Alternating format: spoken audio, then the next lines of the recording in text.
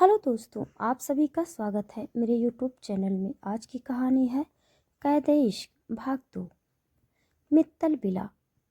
दनिश जिया की तरफ देखकर बोला, उम्र क्या है तुम्हारी? जिया कुछ पल रुक कर बोली, 19।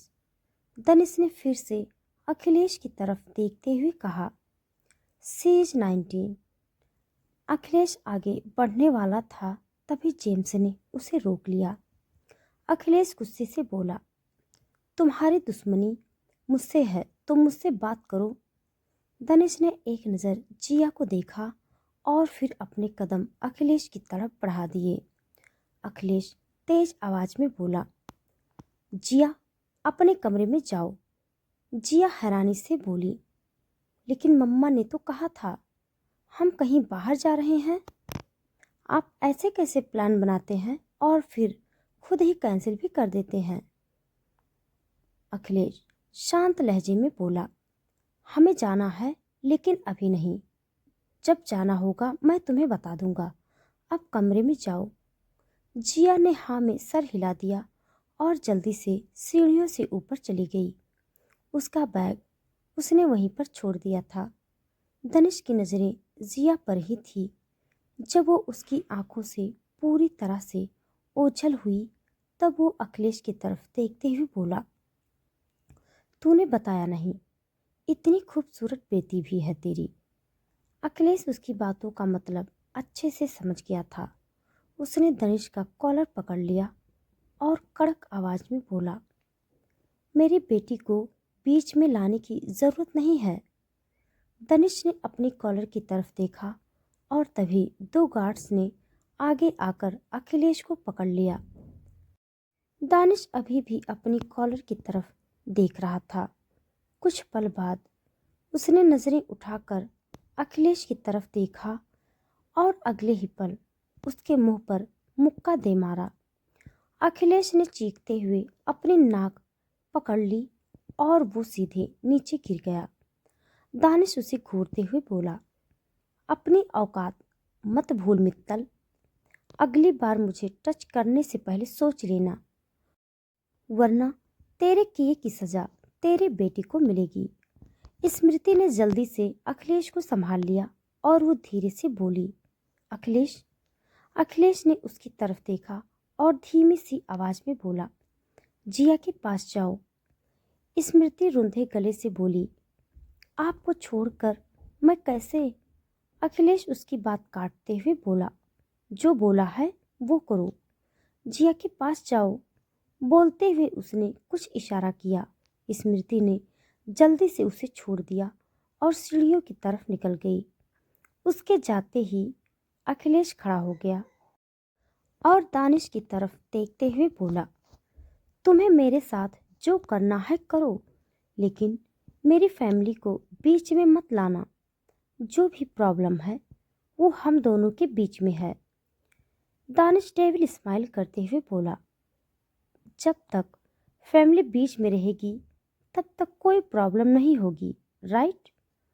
अखिलेश कंफ्यूजन होकर उसे देखने लगा तो दानिश आगे बोला, अगर मैं तेरी बेटी को उठा लूं तो शायद तेरा दिमाग सही से काम करने लगेगा। उसकी बात सुनते ही अखिलेश गुस्से से उसकी तरफ बढ़ते हुए बोला, मेरी बेटी से दूर रहो दानिश वार्नर। वो दानिश को छू पाता उससे पहले ही गार्ड्स ने उसे पकड़ लिया। अखिलेश उनकी पकड़ से छूटने की कोशिश करते हुए बोला, just leave her alone. Danish किसी सनकी की तरह उसे देखते हुए बोला, एज यू विश। मैं उसे अपने साथ लेकर जाऊंगा और मेरे साथ वो बिल्कुल अकेली रहेगी। कोई उसे देख नहीं पाएगा, उसे टच नहीं करेगा एक्सेप्ट मी। उसकी बात सुनते ही अखिलेश लाचारी से बोला, बच्ची है वो, प्लीज उसे अकेला छोड़ दो। दानिश ने अपने कदम सीढ़ियों की तरफ बढ़ाते हुए कहा, रिलैक्स मित्तल, हमारी प्रॉब्लम सॉल्व होने तक वो मेरे पास महफूज रहेगी। इधर अखिलेश चिल्ला रहा था, लेकिन दानिश ने उसे पूरी तरह से इग्नोर कर दिया। कुछ मिनट बाद दानिश एक कमरे के बाहर खड़ा था जिसका दरवाजा बंद था।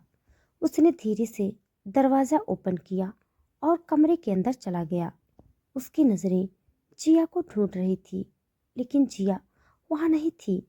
दानिश ने अपने कदम बालकनी की तरफ बढ़ा दिए।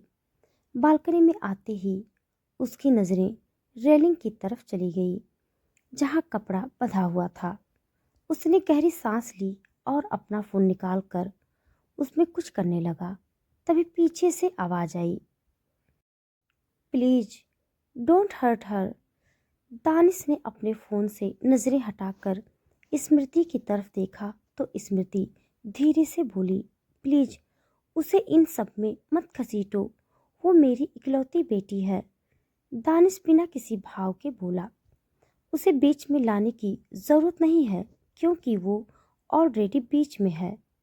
स्मृति लाचारी से बोली, सीजा बेबी, उसे कुछ मत करना दानिश प्लीज। दानिश कमरे से बाहर जाते हुए बोला, जब तक अखिलेश मित्तल मुझे वो नहीं देगा जो मुझे चाहिए, तब तक उसकी बेटी मेरे पास रहेगी, मेरी हॉस्टेज बनकर। दूसरी तरफ जिया बिना सोची समझी सड़क पर दौड़ रही थी। उनका घर सुनसान इलाके में था, इसीलिए सड़क पर एक भी गाड़ी नहीं थी। कुछ ही मिनट में उसकी हालत खराब हो चुकी थी, फिर भी वो भाग रही थी। वो भागते हुए काफी दूर आ चुकी थी। वो एक जगह पर आकर रुकी और उसने अपने हाथ अपने कमर पर रखे। उसे सांस लेने में प्रॉब्लम हो रही थी। वो एक पेड़ के सहारे खड़ी हो गई और गहरी सांसें लेते हुए उसने अपनी आंखें बंद कर ली। कुछ मिनट बाद उसे लगा कि कोई उसे देख रहा है। उसने जैसे ही अपनी आंखें खोली, उसकी चीख निकल गई क्योंकि दानिश उसके सामने था और अजीब तरीके से मुस्कुराते हुए उसे देख रहा था। उसे देखते ही जिया की सांसें फिर से एक बार तेज हो गई। उसने घबराते हुए अपने आसपास देखा। उसके चारों तरफ दानिश के गार्ड्स थे। डर और घबराहट के कारण जिया की आंखों में आंसू आए थे। वो दानिश की तरफ देखते हुए रूधे गले से बोली, मुझे घर जाना है। दानिश अपना हाथ उसकी तरफ बढ़ाते हुए बोला, ऑफ कोर्स माय हार्ट। और उसने जिया की गर्दन को पीछे से पकड़ते हुए प्रेस कर दिया। अगले ही पल जिया बेहोश होकर उसके सीने पर गिर गई। दानिश ने उसे अच्छे से अपनी बाहों में भर लिया। उसकी नजरें जिया के चेहरे पर ही टिकी हुई थी। जिया का छोटा सा गोल चेहरा बहुत मासूम लग रहा था। दानिश ने उसके गाल पर हाथ रखा और उसके गाल सहलाते हुए बोला, my heart is so incorrect and sensitive too. उसकी बातों में एक अलग सा पागलपन दिखाई दे रहा था। उसने कुछ पल जिया को देखा और उसे अपनी गोद में उठाकर वो कार की तरफ बढ़ गया। अगले दिन मित्तल बिला। अखिलेश अपने सर पर हाथ रखकर सामने कॉफी टेबल की तरफ देख रहा था। कॉफी टेबल पर जिया की कुछ तस्वीरें थी जिसमें वो दानिश के साथ थी। स्मृति का रो रो कर बुरा हाल हो रहा था। तभी अखिलेश का फोन बजने लगा। उसने अपने फोन की तरफ देखा जिसमें अननोन नंबर से कॉल आ रहा था। उसने कॉल उठा लिया और सामने से एक आवाज आई, फोटोज कैसी लगी मित्तल? अखिलेश सोफे से खड़े होते हुए बोला, दानिश वार्नर, मुझे मेरी बेटी चाहिए। उसे एक खरोच भी आई तो मैं तुझे जिंदा नहीं छोड़ूंगा। सामने से दानिश हंसते हुए बोला, रिलैक्स मित्तल, मैंने कहा था वो मेरे साथ महफूज रहेगी। और तू जानता है, I am man of my words. Akhilesh धीरे से बोला, प्लीज उसे छोड़ दो, सी इज इन कनेक्ट।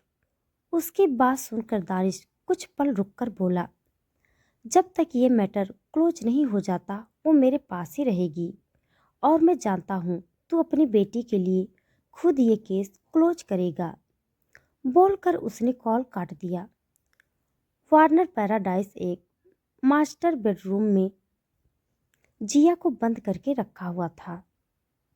वो सहमी नज़रों से उस बेडरूम को देख रही थी जो बहुत ही क्रीपी वाइब दे रहा था।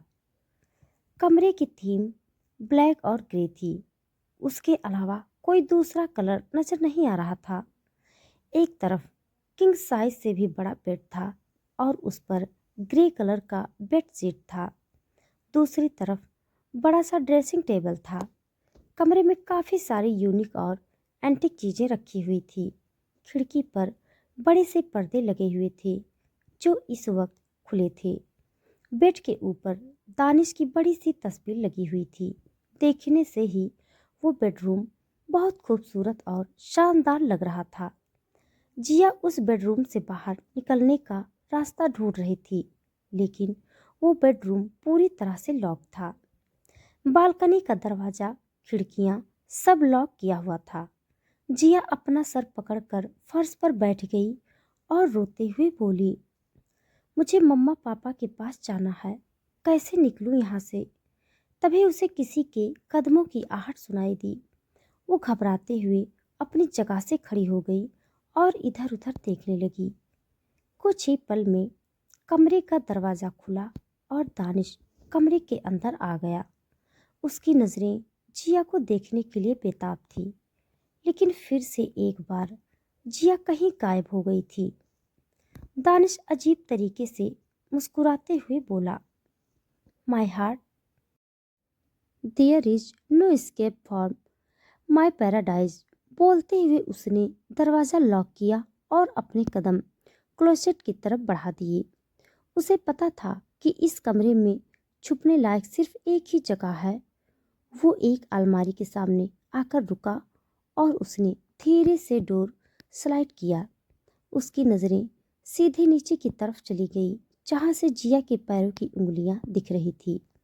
जिया पूरी तरह से कपड़ों के पीछे छिपी हुई थी। दानिश ने मुस्कुराते हुए अपनी आंखें बंद कर ली और वो पंजों के बल नीचे बैठ गया। कुछ पल बाद उसने आंखें खोली और जिया के पैरों की उंगलियों को देखने लगा। उसकी वो छोटी छोटी नाजुक सी उंगलियां बहुत खूबसूरत लग रही थी, क्योंकि जिया ने उस पर ब्लैक नेल पेंट लगा रखा था।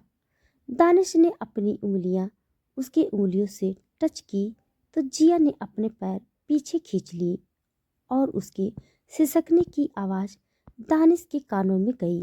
दानिश को उसकी घबराहट का अंदाज़ा हो गया था, क्योंकि वो 19 साल की बच्ची ही तो थी, इसीलिए उसका डर जायज़ था। दानिश ने गहरी सांस ली और धीरे से कपड़ों को एक साइड कर दिया। जिया अपने घुटने सीने से लगाकर सिकुड़ कर बैठी थी। उसका चेहरा नहीं दिख रहा था, क्योंकि उसके बाल उसके चेहरे पर बिखरे हुए थे। दानिश ने धीरे से अपना हाथ आगे बढ़ाकर उसके बाल उसके चेहरे से हटा दिए। उसका टच महसूस होते ही जिया रोते हुए बोली, मुझे मम्मा पापा के पास जाना है, प्लीज। उसकी आंखें अभी भी बंद थी। दानिश शांत लहजे में बोला, लिटिल गर्ल, बाहर निकलो। उसकी बात सुनकर जिया ने धीरे से अपनी आंखें खोली और वो दानिश को देखते हुए ना में सर हिलाने लगी। इस वक्त दानिश का और बेहद खतरनाक लग रहा था। उसके मेसी बाल उसके फोरहेड पर आ गए थे और उसके शर्ट के सारे बटन खुले थे। वो किसी बैड बॉय से कम नहीं लग रहा था। उसे देखते ही जिया की सांसें तेज हो गई। दानिश ने गहरी सांस ली और उसके दोनों पैर पकड़कर उसे बाहर खींच लिया। तभी जिया ने एकदम से उसे धक्का दिया और सीधे बाहर की तरफ भागने लगी। इस चक्कर में उसके सर पर चोट लग गई थी, लेकिन जिया इतनी डरी हुई थी कि उसने अपनी चोट की तरफ बिल्कुल भी ध्यान नहीं दिया। दानिश इस हमले के लिए बिल्कुल भी तैयार नहीं था। फिर भी उसने खुद को पीछे की तरफ गिरने से बचा लिया और जल्दी से जिया के पीछे निकल गया। इधर जिया दरवाजे के पास आ गई और तभी दानिश ने उसे पीछे से अपनी बाहों में भर लिया। जिया उसकी पकड़ से छूटने की कोशिश करते हुए जोर से चिल्लाई, leave me please, leave me. Danish ने उसे मजबूती से अपनी बाहों में भरते हुए कहा, काम डाउन लिटिल गर्ल। उसकी बातों का जिया पर कोई असर ही नहीं हो रहा था। वो अपने हाथ पैर चलाते हुए दानिश से दूर होने की कोशिश कर रही थी। कुछ मिनट बाद जिया बुरी तरह से थक चुकी थी, इसीलिए वो धीरे धीरे शांत होने लगी। थोड़ी देर बाद जिया सोफे पर बैठी थी। उसे पता चल गया था दानिश ने उसे किडनैप किया है। दानिश ने उसके सर पर छोटा सा बैंडेज लगा दिया और कॉफी टेबल पर बैठकर उसे देखने लगा। उसने अपना हाथ जिया की तरफ बढ़ाया और वो रोते हुए बोली, मुझे मम्मा पापा के पास जाना है, प्लीज। दानिश ने उसके बालों में अपना हाथ उलझाते हुए उसके बाल अपनी मुट्ठी में भर लिए और उसे अपनी तरफ खींचते हुए बोला, you are my hostage little girl. जब तक तुम्हारा बाप मुझे मेरी कीमती चीज लौटा नहीं देता, तब तक तुम मेरे पास ही रहोगी। उन दोनों के चेहरे इतने करीब थे कि जिया ने कसकर अपनी आंखें बंद कर ली। उसे दानिश की गर्म सांसें अपने चेहरे पर महसूस हो रही थी। दानिश ने अपना दूसरा हाथ उसके गाल पर रखा और अपने अंगूठी से उसके होठों को रफ करते हुए बोला, अच्छी बच्ची की तरह मेरे साथ रहो। ऐसी कोई भी हरकत मत करना जिसके बाद मैं तुम्हें पनिश करूं। बोलते हुए वो बिना पलक झपकाए जिया के होठों को देख रहा था। तो दोस्तों, आज के लिए बस इतना। इसके आगे का भाग जानने के लिए आप सब मेरे साथ बने रहिए। हमारी कहानी आप सबको कैसी लग रही है कमेंट बॉक्स में ज़रूर बताइएगा। तब तक के लिए धन्यवाद।